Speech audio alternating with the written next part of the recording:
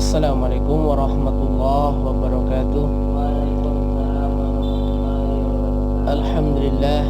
Alhamdulillah wa syukranillah. Wassalatu wassalamu ala rasulillah alladzi la nabiyya ba'da. Alhamdulillah, puji syukur kita kehadirat Allah Subhanahu wa taala, yang mana pada kesempatan kali ini kita bisa kembali hadir di sekolah yang kita cinta ini dalam proses belajar dan belajar. Nah, gimana anak kabar Bapak sekalian? Alhamdulillah, Pak. Sehat. Nah, sebelum kita belajar, Bapak absen dulu kehadiran anak-anak Bapak sekalian ya. Abdurrahman, Hadir, Pak. Akbar, Hadir, Pak. Piki, Hadir, Pak. Welni, Hadir, Pak. Ropis, Hadir, Pak. Julpatli, Hadir, Pak. Ijeb, Hadir, Pak. Randa, Hadir, Pak. Vicky, Hadir, Pak. Aisyah Vivi, Hadir, Pak. Welni, Hadir, Pak. Fitri. Hadir, Pak. Alhamdulillah, kali ini anak-anak Bapak semua hadir semua. Nah, baiklah, sebelum kita belajar, terlebih dahulu marilah kita berdoa dari keyakinan kita bersama. Berdoa dimulai. Berdoa selesai.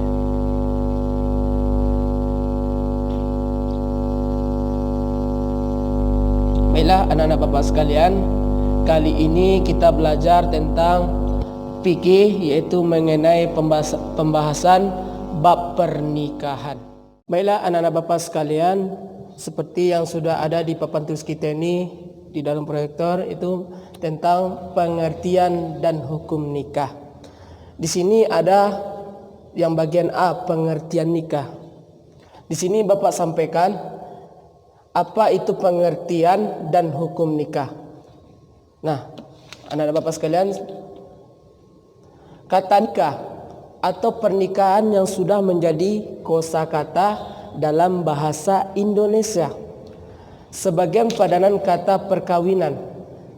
Dan nikah artinya suatu akad yang menghalalkan pergaulan antara laki-laki dan seseorang perempuan yang bukan mahramnya, hingga menimbulkan hak dan kewajiban di antara keduanya dengan menggunakan lafaz nikah dan tajwid atau terjemahannya.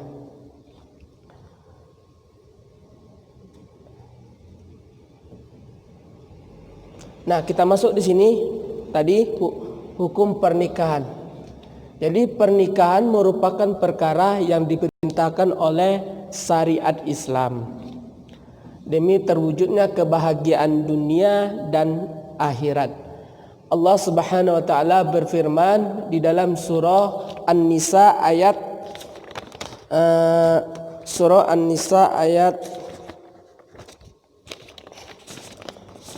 3, yaitu Bismillahirrahmanirrahim. Fanqihu ma tabalakum minan nisa'i mathna wa thulatha wa rubu'a fa in khiftum ala ta'dilu fahidah. Dan artinya, dan jika kamu takut tidak akan dapat berlaku adil terhadap hak-hak perempuan yang yatim, bila kamu mengawininya, maka kawinilah wanita-wanita yang kamu senangi, dan 2, 3, 4. Kemudian jika kamu takut tidak dapat berlakukan adil, maka kawinilah seseorang saja atau budak-budak yang kamu miliki, ya, yang demikian itu adalah lebih dekat kepadanya, tidak berbuat aniaya. Masuk ayat ini dari firman Allah Subhanahu wa taala menjelaskan kepada kita, kalau kamu tidak sanggup memberi maksud Bapak tuh,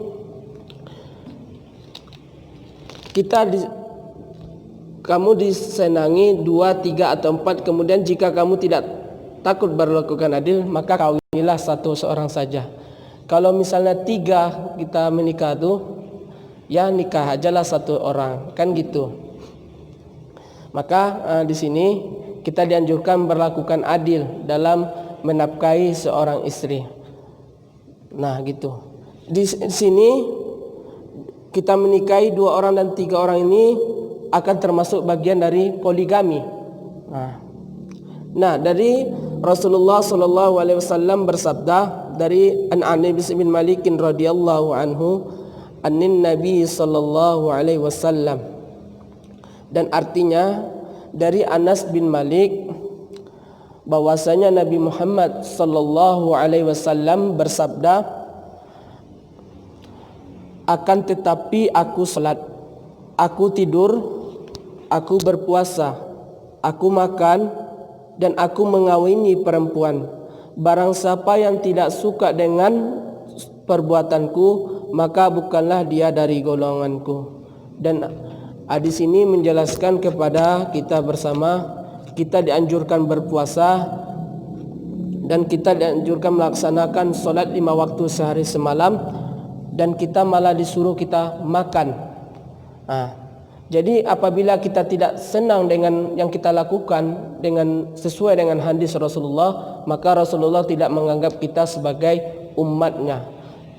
Nah, maka di sini dalam mengawin ini adalah sunnah Rasulullah.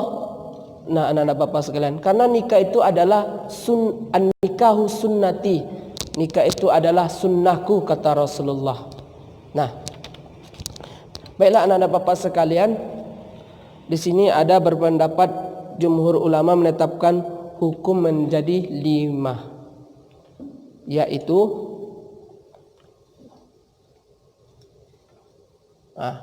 mubah. Di sini ada definisinya. Hukum asal pernikahan adalah mubah. Hukum ini berlaku bagi seseorang yang tidak terdesak oleh alasan-alasan yang mewajibkan nikah atau yang mengharamkannya. Baiklah, anak bapak sekalian, di sini mubah ini untuk berlaku bagi seorang yang tidak terdesak oleh alasan yang mewajibkan nikah. Misalnya anak usia remaja, misalnya kalau ia ingin menikah atau ingin berkeluarga, pasti di sini tidak terdesak dengan alasan-alasan yang tertentu. Nah, bagi dari itu anak-anak bapak sekalian, misalnya ada sih anak-anak bapak sekalian yang ingin menikah, yang sudah tidak desak-desak lah gitu, yang memang nggak apa-apa, silakan nikah, tapi sesuai dengan kesanggupan kita, zahir dan batin kita untuk dalam menikah, kan gitu. Nah, yang di sini sunnah, hukum ini berlaku bagi seseorang yang memiliki bekal untuk hidup, berkeluarga, mampu secara jasmani dan rohani untuk menyongsong kehidupan berumah tangga, dan dirinya tidak khawatir terjerumus dalam praktek dalam perjinaan atau mukadimah, atau yang disebut dengan hubungan lawan jenis dalam bentuk apapun yang tidak sampai pada melakukan perjinaan. Nah, dan disinilah kita dianjurkan, kata Rasulullah itu, sampai ke sunnah, yaitu dia sudah wafat, dia sudah mampan untuk bernikah, dia sudah memiliki harta dan dia sudah memiliki berkecukupan, sehingga dan dia layaknya mampu untuk dalam menikah. Nah, gitu. Jadi kita yang sudah mampan, yang sudah kedewasaannya, dia sudah layak untuk dalam menikah. Makanya kata Rasulullah itu an-nikahu sunnati, maka nikah itu adalah sunnahku, yang sudah layak untuk berumah tangga, sehingga dia tidak lagi ada melakukan terjerumus dalam perjinaan, karena di sini bisa mendekatkan dengan zina, seperti yang dikatakan dalam firman Allah, la tarabbus ala zina, janganlah engkau dekati zina. Maka kita di sini nantinya sudah berumah tangga seperti anak-anak bapak sekalian, kalau kita sudah memiliki harta atau kita sudah sukses atau ingin sudah memiliki harta yang kita punya, maka nikahlah katanya. Maka nikahlah gitu. Sehingga kita layak untuk memberikan istri kita pakaian, segala rumah, segala fasilitas yang kita berikan kepada istri kita nantinya. Nah, di sini yang ketiga, wajib.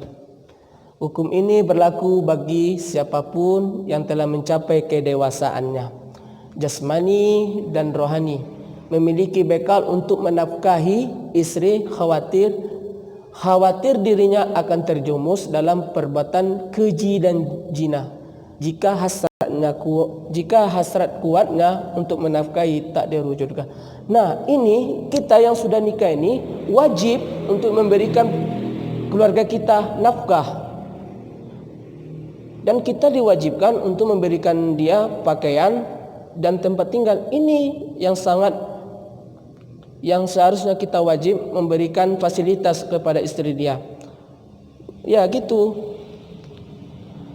Baik itu dari segi pakaian, segi pakaian, dari segi segala hal yang kita miliki, itu yang kita berikan kepada istri kita, sehingga istri kita pun senang kepada kita. Dan inilah yang sangat wajib kata para ulama untuk menetapkan hukum menikah.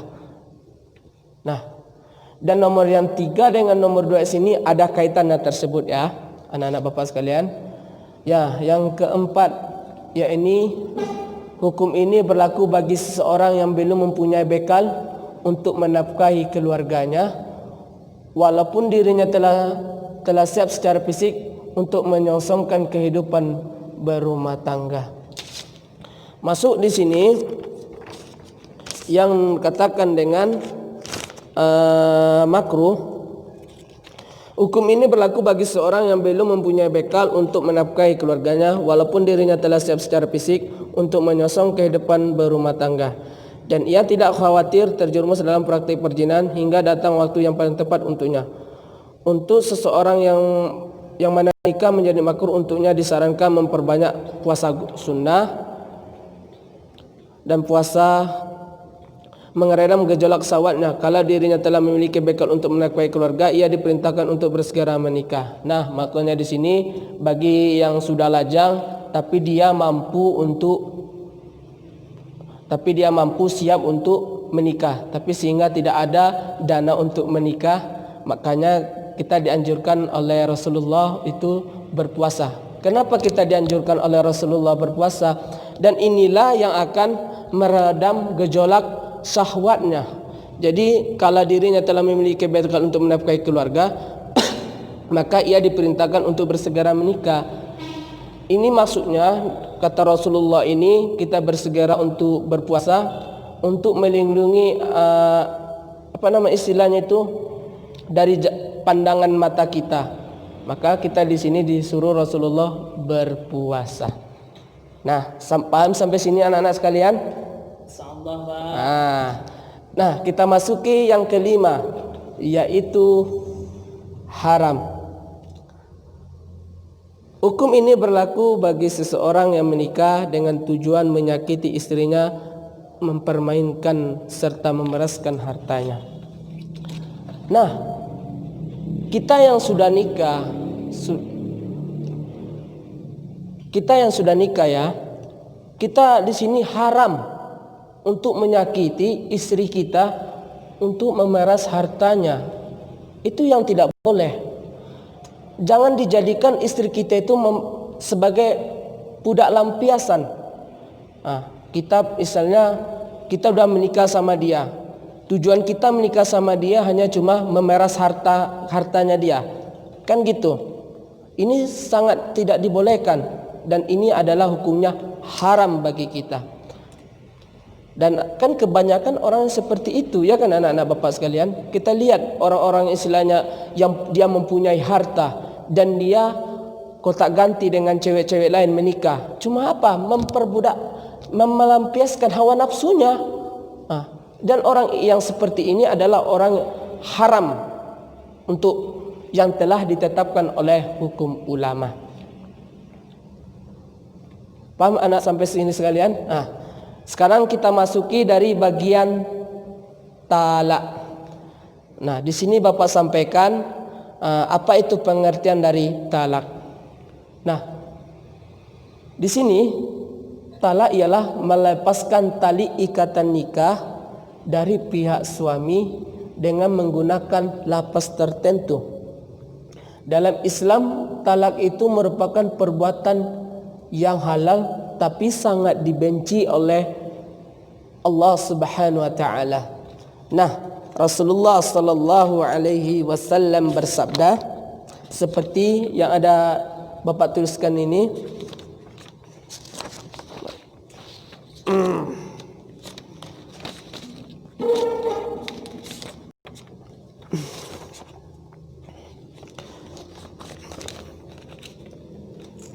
An ibni Umar radhiyallahu anhu anin Nabi sallallahu alaihi wasallam qala abghadul halali innallahi talaq.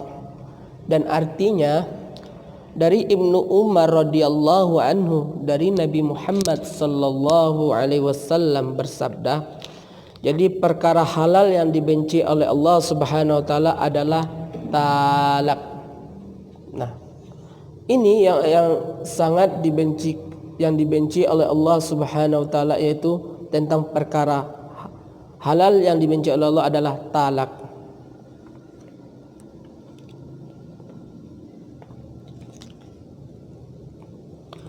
Nah, kita masuk di sini.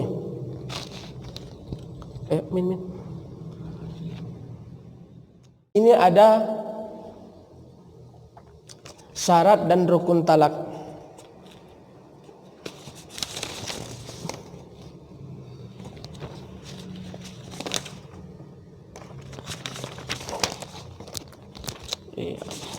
Baik anak-anak Bapak sekalian, di sini ada syarat dan rukun talak. Yang mana di sini yang pertama, satu, ada ikatan pernikahan yang sah dengan istri. Yang kedua, dia harus balik. Dan yang ketiga, dia harus berakal. Dan yang keempat, tidak dipaksa istri atau ditalak. Satu, dia mempunyai ikatan pernikahan yang sah dengan suami. Yang kedua, masih dalam masa iddah talak raj'i, yaitu dijatuhkan sebelumnya. Sampai sini paham anak Bapak sekalian yang masih bisa belum dipahami atau yang belum mengerti di sini? Kita masuki di sini macam-macam talak. Nah, di sini yang pertama, talak dengan ucapan. Talak dengan ucapan. Talak dengan ucapan ini terbagi menjadi dua, yaitu talak tegas dan talak sindiran.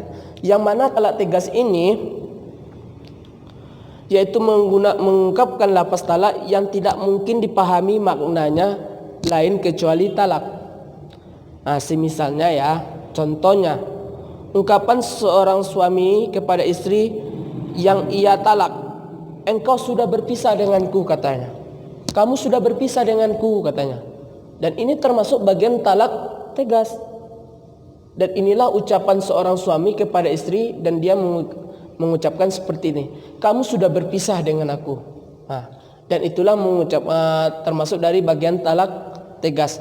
Kalau dengan talak sindiran, yaitu satu lafaz yang memiliki kemungkinan makna talak atau yang lainnya. Misalnya ungkapan seorang suami kepada istri yang ia talak, pulanglah engkau ke rumah orang tuamu. Talak dengan sindiran harus dilihat dengan talak. Ini talak sindiran yang halus.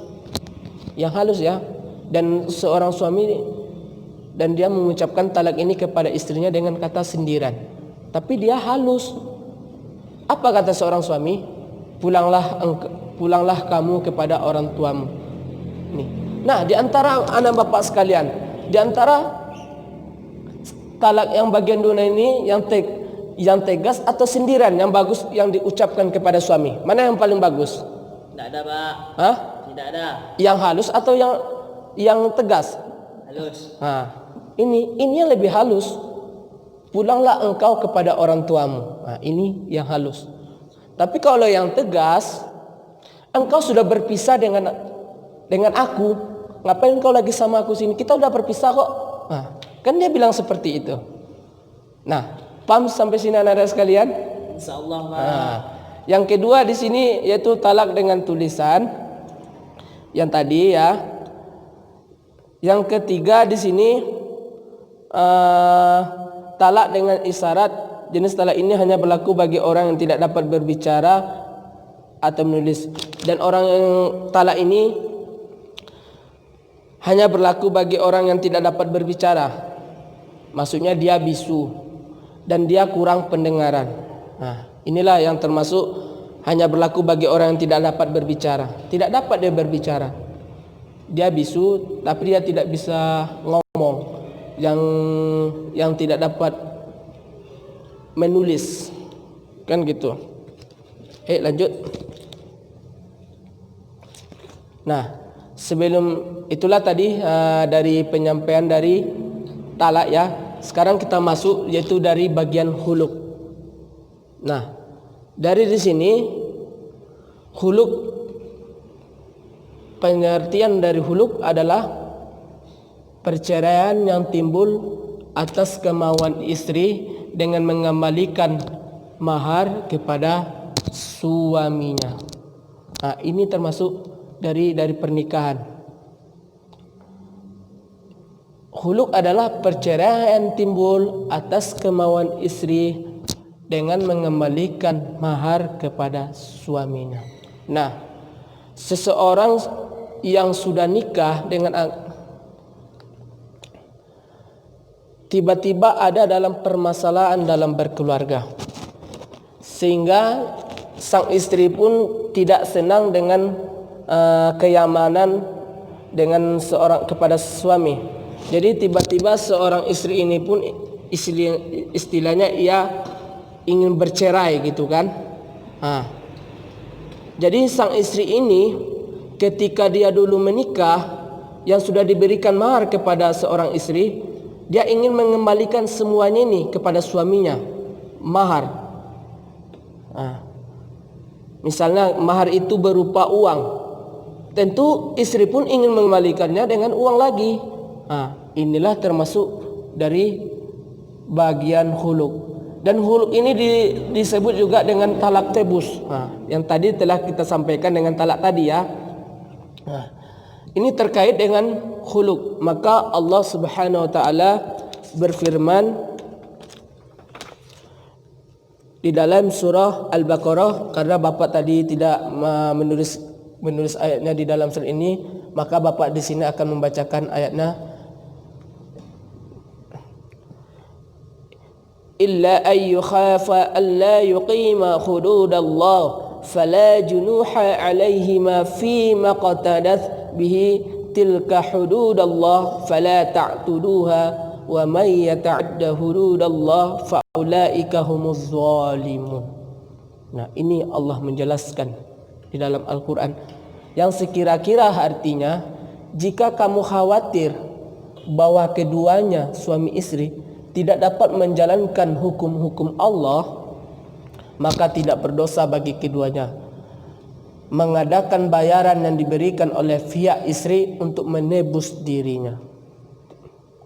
Ini kata Allah, tidak dapat menjalankan mereka berdua ini dalam hukum-hukum Allah, maka tidak dosa bagi keduanya mengadakan bayaran yang diberikan oleh pihak istri untuk menebus dirinya.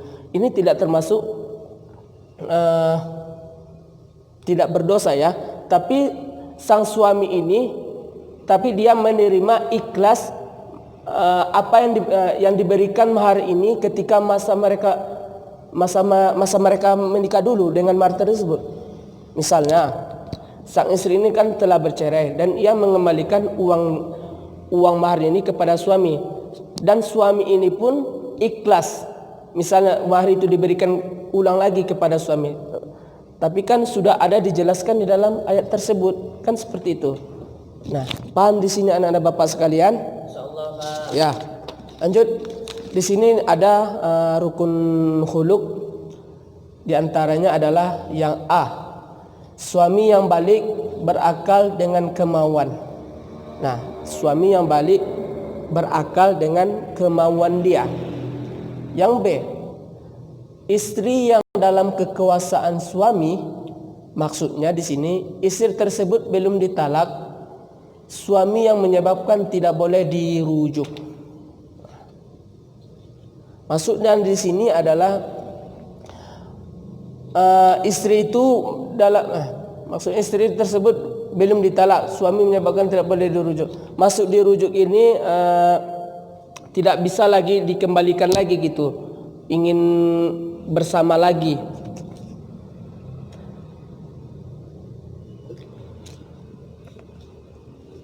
Ada yang kece, ucapan yang menunjukkan huluk, ucapan atau berbicara, ucapan yang kita ucapkan yang menunjukkan huluk. Yang D, bayaran yaitu sesuatu yang boleh dijadikan mahar. Ini rukun huluk. Bayaran yaitu sesuatu yang boleh dijadikan mahar.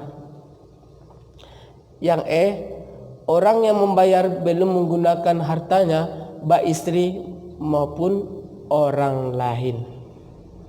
Lanjut.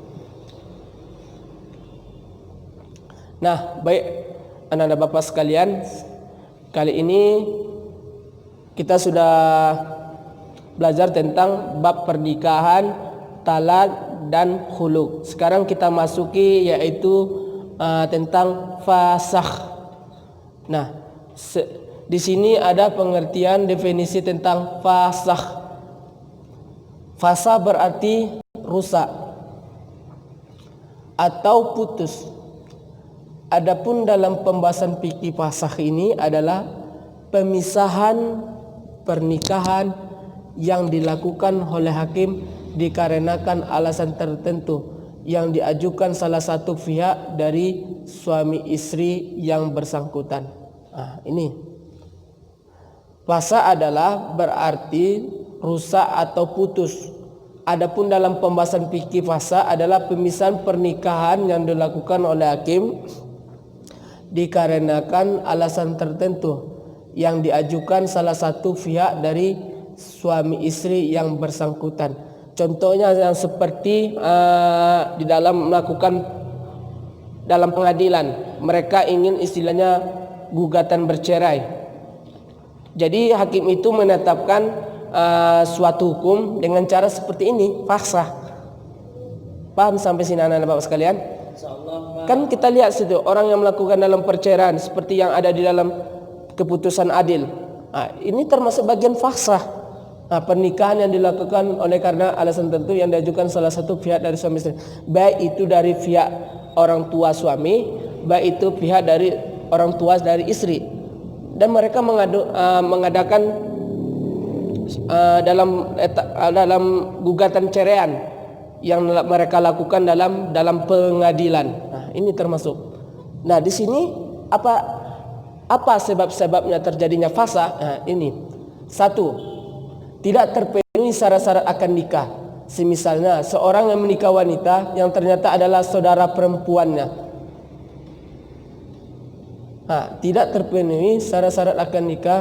Semisalnya orang yang menikahi wanita yang ternyata adalah saudara perempuannya. Ini maksud terjadi fasakh itu kita menikahi saudara perempuannya. Saudara kita, adik kandung kita sendiri, yang dulu kita berpisah dengan adik kita dari kecil dan kita tidak tahu gimana keadaan wajah adik kita itu seperti apa. Tiba-tiba pas kita lihat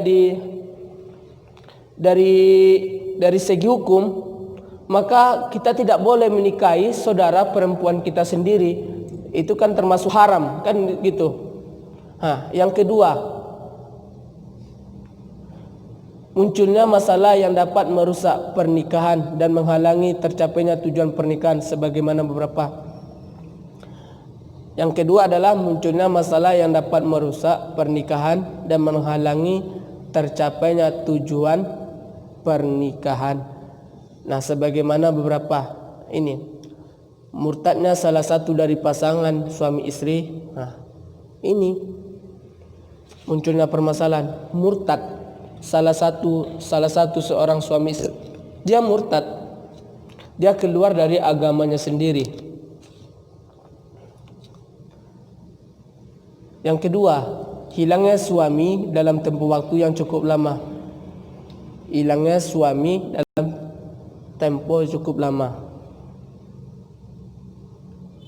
Dipenjarakan suami dan beberapa hal yang lainnya. Di sini Bapak jelaskan, hilangnya suami dalam tempoh waktu yang cukup lama. Dah. Paham di sini anak-anak Bapak sekalian tentang fasah? Insyaallah, Pak. Dah. Masuk. Yaitu yang terakhir ya. Sebab dalam pernikahan ada itu tentang iddah. Nah, di sini dalam definisi iddah pengertiannya ialah masa tenggang atau batas waktu yang untuk tidak menikah bagi seorang perempuan yang dicerai atau tinggal mati suaminya.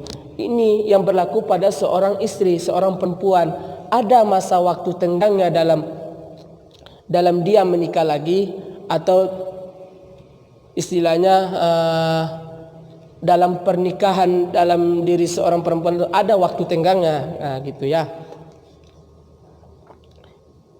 Di sini satu, iddah istri yang dicerai dan ia masih haid lamanya 3 kali suci.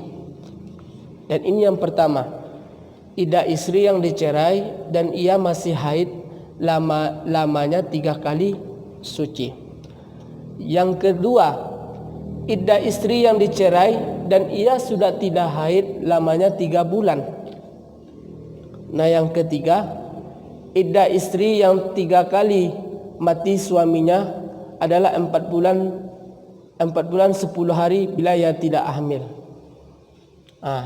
Ini ada berapa masa waktu yang tidak menikah bagi seorang perempuan yang dicerai atau tinggal mati suami. Yang keempat, yang kelima, yang keempat lagi ya. Iddah istri yang dicerai dalam keadaan hamil lamanya sampai dia melahirkan.